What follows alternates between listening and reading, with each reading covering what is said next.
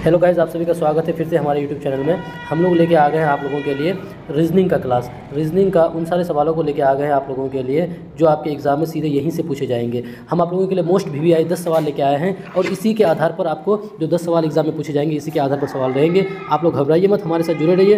तो चलिए पहला सवाल से शुरू करते हैं। जो पहला सवाल है कि दिए गए प्रश्नवाचक चिन्ह के स्थान पर सही विकल्प को चुनें। तो यहाँ पे जो आपका प्रश्नवाचक चिन्ह है इस जगह में सही विकल्प को आपको चुनना है। तो पहला आपका देखिएगा, यहाँ पे आपका दिया थर्मामीटर दिया हुआ है, थर्मामीटर के साथ आपको तापमान दिया है। तो आपको ऑफिसोमीटर के साथ यहाँ पे इस प्रश्नवाचक चिन्ह में क्या हो जाएगा। तो पहला ऑप्शन आपका है औषधि है, दूसरा ऑप्शन आपका रेखाएं हैं, तीसरा ऑप्शन आपका ऊंचाई है और चौथा ऑप्शन आपका द्रव्य है। तो इस सवाल का आपका जवाब हो जाएगा गुरु, इस सवाल का जवाब हो जाएगा आपका ऑप्शन नंबर बी, रेखाएं हो जाएगा। चलिए कुछ बारे इसके बारे में जानते हैं। यहाँ पे जो रेखाएं हैं ये आपका स्पेशली कर्क रेखा के बारे में इंडिकेट किया गया है। तो कर्क रेखा के बारे में कुछ हम लोग बातें जानते हैं। कर्क रेखा जो ये हमारे भारत को, हमारे देश को ये दो हिस्सों में बांटने का काम करता है। हमारे देश को दो हिस्सों में बांटने का काम करता है। ये जो आपका कर्क रेखा है साढ़े 23 डिग्री उत्तरी अक्षांश रेखा को हम लोग क्या बोलते हैं, कर्क रेखा के नाम से जानते हैं। और ये कर्क रेखा जो है हमारे भारत के कुल 8 राज्यों से गुजरता है। अब इन 8 राज्यों को याद रखने का आसान सा ट्रिक है जो आप लोगों को याद करने का ट्रिक हम लोग अपने क्लास में, अपने शॉर्ट वीडियो में डाल दिए हैं। आप लोग जाकर के उसको देख लीजिए और आसानी से याद कर लीजिए,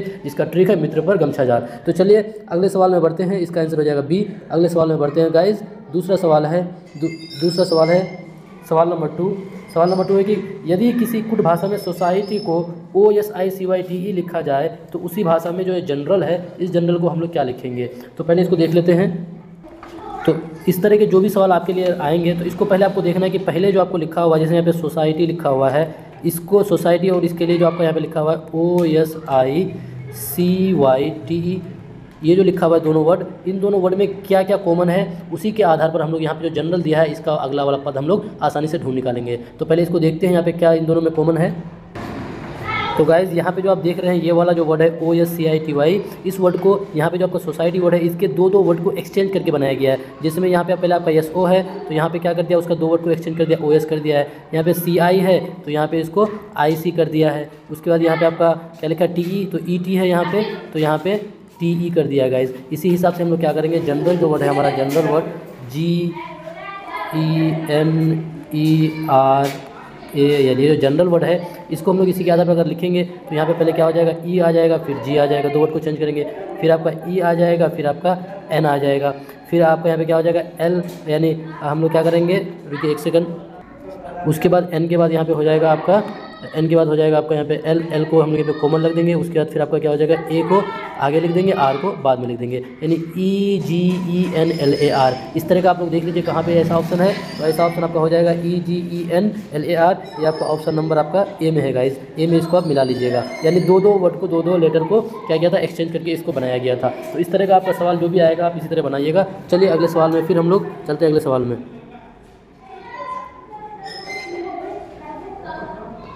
जो अगला सवाल है क्वेश्चन नंबर 3। क्वेश्चन नंबर 3, दिए गए वेन आरेखों में से कौन सा वेन आरेख सोना, आभूषण एवं चांदी के बीच संबंध को दर्शाता है। इसको वेन आरेख से आपका एक सवाल हर हाल में आना है। वेन आरेख से आपका हर हाल में एक सवाल आएगा ही गुरु, हर हाल में आएगा। हम लोग उसी 10 सवाल को लेकर आए हैं जिससे आपका क्वेश्चन बनेगा। तो चलिए आपका यहाँ पे देखिएगा किस किस में, एक आपका है सोना है, सोना, उसके बाद चांदी और आपका आभूषण, सोना, चांदी, आभूषण, इन तीनों में कौन सा जो आपका ग्राफ है इसको बढ़िया से सेटिस्फाइड करता है। तो आप देखिएगा option number A, option number A में अगर देखिएगा सोना, चांदी, आभूषण, तो ये ऑप्शन नंबर ए बिल्कुल नहीं होगा। उसके बाद ऑप्शन नंबर बी में भी देखिएगा, अगर इन दोनों को हम लोग सोना चांदी मान लेते हैं तो ये जो आपका ये अगला वाला ग्राफ है ये आभूषण, ये बिल्कुल नहीं होगा, इन तीनों को एक साथ होना था। ऑप्शन नंबर सी को देखिएगा, ऑप्शन नंबर सी में जो है ये वाली, अगर बीच वाली को हम लोग आभूषण मानते हैं तो ये आपका सोना हो जाएगा, ये चांदी हो जाएगा, क्योंकि सोना और चांदी ये तीनों आपका क्या है, आभूषण है। सोना चांदी दोनों एक है, आभूषण है। तो इसका आंसर क्या हो जाएगा, ऑप्शन नंबर सी हो जाएगा। चलिए ऑप्शन अगला क्वेश्चन जो है आपका क्वेश्चन नंबर 4 है कि अंग्रेजी वर्णमाला में अक्षर यस तथा अक्षर जी के मध्य मतलब बीच में कौन सा अक्षर होगा। तो क्या बोला, यस और जी। तो हम लोग यहाँ पे लिख लेते हैं पहले अंग्रेजी वर्णमाला जो A to Z तक आप सबको तो याद होगा ही, लेकिन इतना नहीं लिखना है। कहाँ से कहाँ तक लिखना है, यस और जी। तो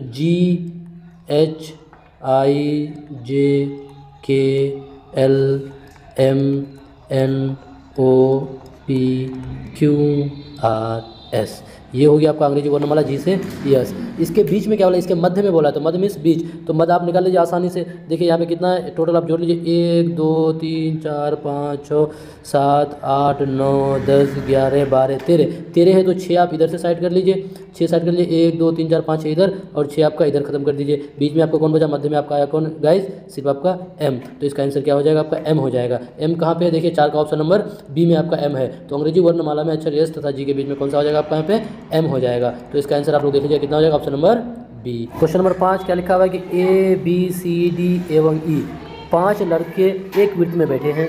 सी ई के ठीक बाईं ओर बैठा है। ए डी और ई के ए जो है डी और ई के बीच में बैठा है। तो आपको बताना है कि तो बी और ए के बीच में कौन बैठा है। तो इस तरह का सवाल बनाने के लिए पहले क्या बोला है कि 5 लड़का वृत्त में बैठा है, तो हम लोग यहाँ पे पहले क्या करेंगे, एक वृत्त बना लेंगे। पहले हम लोग यहाँ पे एक वृत्त बना लेंगे। वृत्त बनाने के बाद क्या करेंगे, जैसे जैसे बोला है, क्या बोला है कि सी ई के ठीक बाईं ओर, सी जो है आपका सी, यहाँ पे सी मान लेते हैं, यहाँ पे हम लोग क्या मान लेते हैं, यहाँ पे हम लोग ई मान लेते हैं। क्या बोला है कि सी ई के ठीक बाईं ओर बैठा है। उसके बाद ए जो है वो आपका डी और ई के बीच में, डी और ई के बीच में, तो आपका यहाँ पे ई है, तो यहाँ पे ए मान लेते हैं। क्या बोला डी और ई के, तो यहाँ पे इसको मान लेते हैं हम लोग डी मान लेते हैं। क्या बोला ए डी और ई के बीच में बैठा है। तो बोला है कि बी और ए के बीच, तो इन दोनों के बीच में डी और सी के बीच में अपन लोग बी मान लेते हैं। उसके तब क्या बोला है कि बी और ए के बीच में कौन बैठा है, तो यहाँ पे जो आपका बी है और यहाँ पे जो आपका ए है, इन दोनों के बीच में देख लीजिएगा इस कौन बैठा है। देखिए आसान से इसका आंसर आ गया, इन दोनों के बीच में आपका डी बैठा है। तो ऑप्शन नंबर डी आपका कहाँ है, ऑप्शन नंबर सी में है आपका, यहाँ पे डी आंसर हो जाएगा। तो चलिए अगले सवाल में आप लोग बनाते चलिएगा, फिर अगले सवाल में चलते हैं। तो गाइज अगला सवाल है क्वेश्चन नंबर 6। शहर ए से बी के लिए 2 बस टिकट और शहर ए से सी के लिए 3 टिकटों की कीमत कितना है, 77 रुपया। लेकिन वहीं पे शहर ए से बी के लिए, शहर ए से आपका बी के लिए बी के 3 टिकट और शहर ए से सी के 2 टिकट की कीमत कितना बोला, 73 रुपया बोला है। तो आपको सवाल पूछा है कि ए से शहरों बी और सी के लिए किराया क्या है, किराया पूछा है। तो इसको देखिए, इसको हम लोग इस तरह से हल कर सकते हैं। इसको पहले मान लीजिए क्या, शहर ए से बी के लिए, तो इसको हम लोग एक इक्वेशन बना करके आसानी से हल कर सकते हैं गाइज। पहले हम लोग इक्वेशन बना लेते हैं। क्या बोला है कि ए से बी, तो ए से बी के लिए कितना बोला है, ए से बी के लिए बोला है 2 रुपया एक बार। उसके बाद फिर क्या बोला है, ए से सी के लिए कितना बोला है, 3 टका लगता है। बस टिकट कितना रुपया, 3 रुपया लगता है। तो इन दोनों को मिला करके कितना रुपया लगता है, यहाँ पे हो जाएगा आपका 2x + 3y बराबर 77 रुपया। इसको समीकरण 1 मान लीजिए। उसी तरह से फिर क्या कीजिए आप, फिर क्या बोला है कि शहर ए से बी, यानी ए से बी के लिए कितना लगता है, फिर शहर ए से बी के लिए आपका कितना रुपया लग जाता है, टिकट 3 रुपया लग जाता है। इसको 3x मान लेते हैं। फिर उसके बाद ए से सी के लिए आपका कितना टिकट लग जाता है, आपका 2 रुपया लग जाता है। इसको 2x मान लेंगे। फिर दोनों को, सॉरी यहाँ पे 2x नहीं बल्कि यहाँ पे आपका 2y इसको मान लेंगे। फिर दोनों को मिला करके कितना रुपया लग जाता है गाइस, दोनों को मिला करके 3x + 2y = अब कितना रुपया लग जाता है, यहाँ पे देखिएगा 73 रुपया लग जाता है, 73। इसको इक्वेशन हम लोग 2 बना लेते हैं। अब इन दोनों इक्वेशन को आप अगर विलोपन विधि से हल कीजिएगा तो आपका इजीली निकल करके आ जाएगा, आपका x और y का मान आपका आसानी से निकल करके आ जाएगा। उससे आपको पता चल जाएगा कितना रुपया है। तो दोस्तों अगर आप लोग हल कीजिएगा, जब इसको हल कीजिएगा तो आपका यहाँ से x का मान कितना आ जाएगा, 13 आ जाएगा। और y जो है, y का मान आपका आ जाएगा 13 रुपया और 17 रुपया। आप देख लीजिए कहाँ पे आंसर है, 13 और 17 आपका यहाँ पे ऑप्शन नंबर बी में है। ऑप्शन नंबर बी में आप लोग भी मिला लीजिएगा। आप जब इसको विलोपन विधि से हल कीजिएगा, क्लास 10 में बना चुके हैं, इजीली आपका आंसर आ जाएगा। चलिए अगले सवाल में चलते हैं। फिर क्वेश्चन नंबर 7 में हम लोग चलते हैं। क्वेश्चन नंबर 7 में क्या दिया हुआ है आपका, क्वेश्चन नंबर 7 में दिया हुआ है कि निम्नलिखित प्रश्न में दिए गए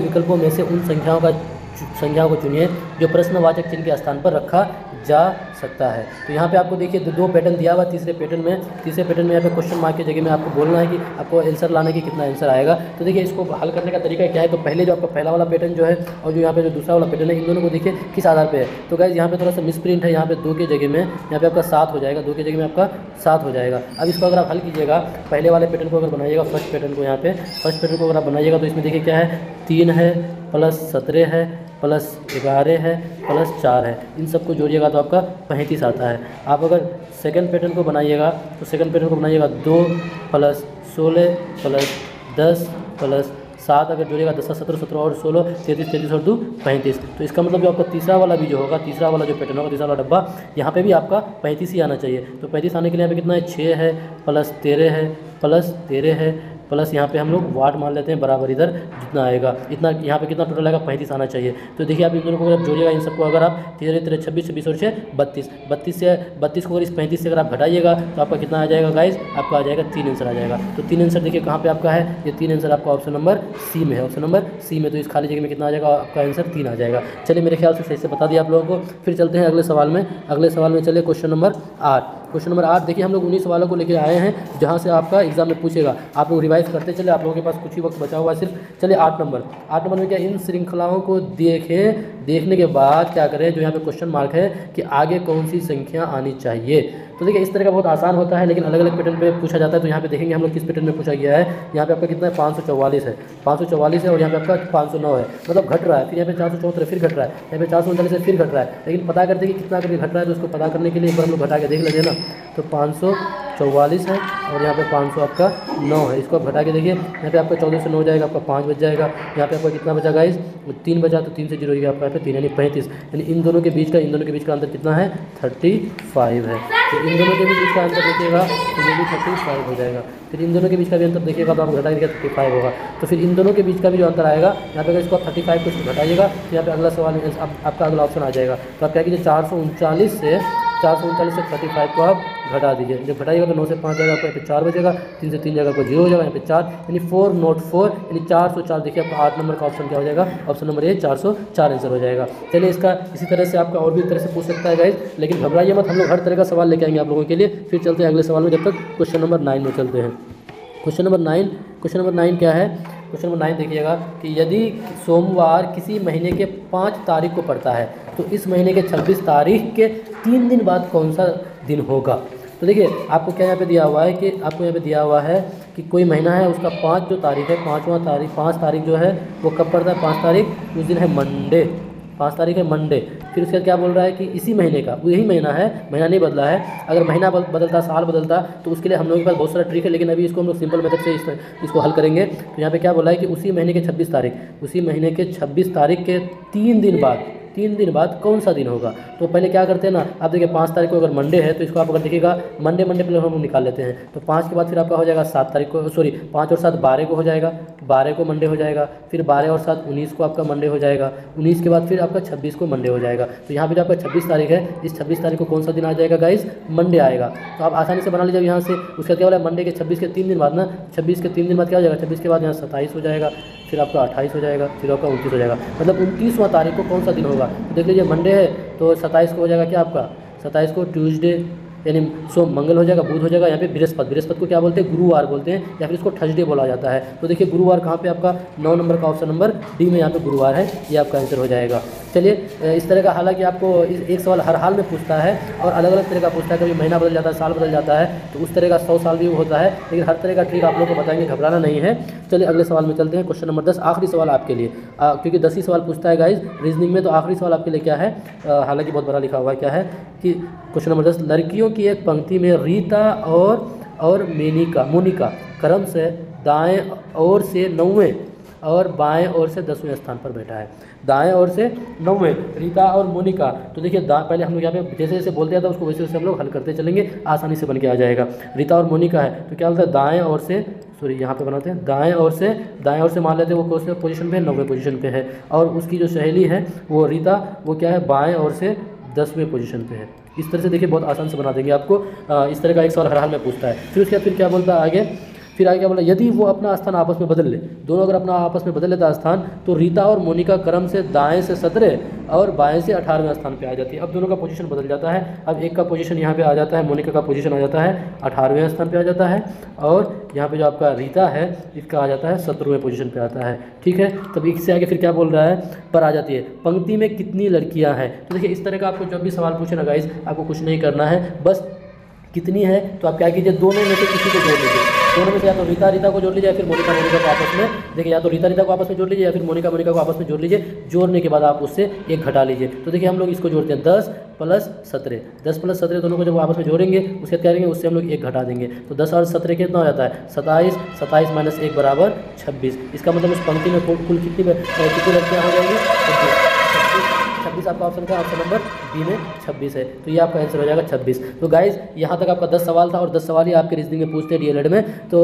हम लोग इस तरह का जितना सारा भी सवाल होगा इसी पैटर्न पे हम लोग हर दिन सवाल लेते आते रहेंगे। आप लोग हमारे साथ जुड़े और घबराइए मत, अभी भी जितना दिन बचा है इस बचे हुए दिन में हम लोग आपको उस तरह तैयार कर देंगे ताकि आप एग्जाम में जाने के बाद आप बस क्वेश्चन को देखते जाइएगा और उसका हल निकालते जाइएगा और एनी हाउ आपको हर हाल में एग्जाम को आप क्लियर कर ही लीजिएगा। तो मिलते हैं।